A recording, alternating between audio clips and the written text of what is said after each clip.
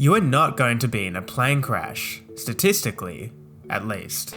The annual risk of being in one is 0.00016%, and your chances of being killed are just 0.00002%, or 1 in 4.9 million. Looking at the recent 3 Green stats, it's unlikely this video will even get to 1 million views. In this series though, we're going to look at what makes a plane crash survivable, what types of accidents are the deadliest, and if the worst was to happen, how you can increase your odds of living to tell the tale.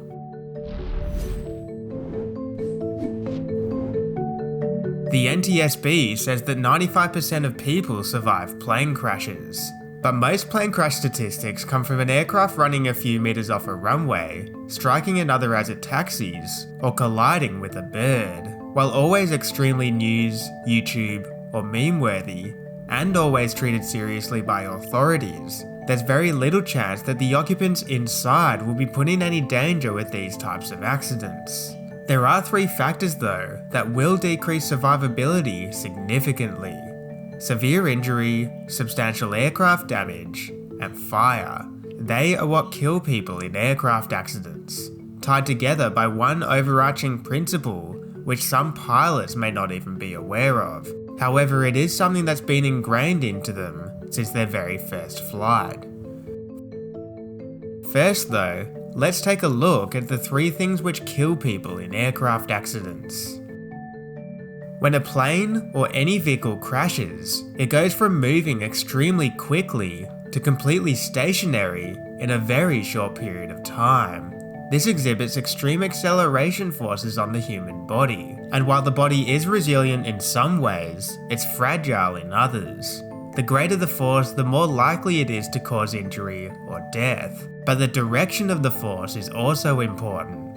The human body is much more capable of dealing with horizontal loads than vertical ones. Over a short period of time, it can cope up to 45 Gs in the eyes in direction, but just 15 in the eyes up. This is why air crashes can be survivable with the presence of one key factor, but we'll get to that later. The rate of onset and duration of the acceleration are also important. While the restraint system of the vehicle provides protection, intrinsic factors about humans like their age, health, and even gender will also have an impact. In terms of an individual's seat location, you may have heard that you're more likely to survive a crash if you're at the back of the plane. This is usually dismissed as a myth, but when researchers crash tested an old Boeing 727 in the Mexican desert, they found that the back of the aircraft would indeed have been safer, with crash test dummies at the front experiencing much greater impact forces. For a human to survive in any given situation, a livable volume must continuously exist. This is where the second major survival factor comes into play. Whether an aircraft impacts water, forest, or bare terrain, it's the way that it impacts which will have the biggest say in how much damage is done. A high angle, high velocity impact results in the typical smoking hole in the ground event, resulting in catastrophic damage and extremely low survivability, whereas a low angle, low velocity crash would more likely result in a few violent but survivable bounces, shaking the plane and the occupants inside, but not resulting in anything more than a few aeroplane parts being shed.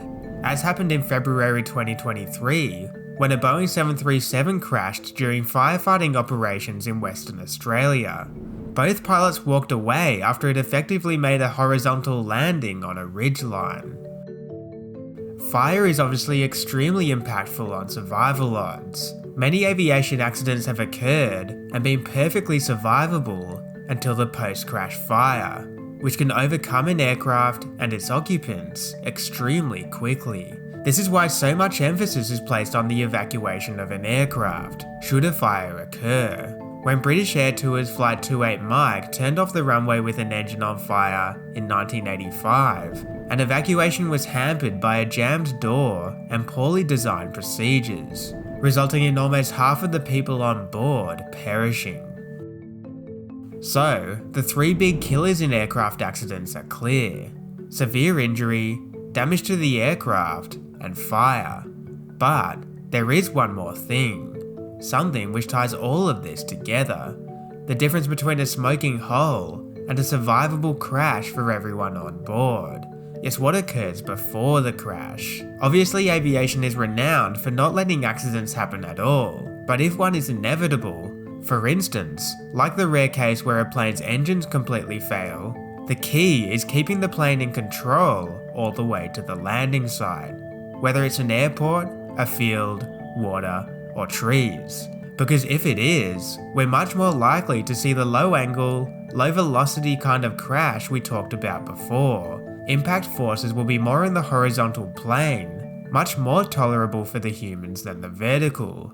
While if the aircraft is kept intact and fuel kept inside the tanks, a post-accident fire becomes much less of a risk.